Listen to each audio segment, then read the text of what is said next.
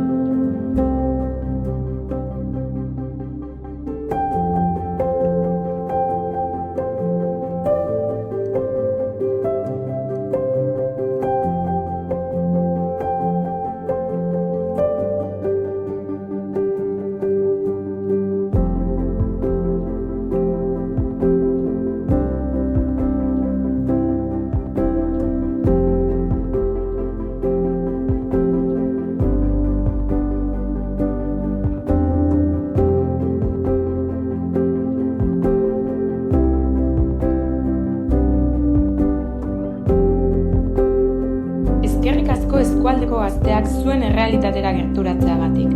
Jarrai dezagun elkarrekin eskualdea eraldatzen.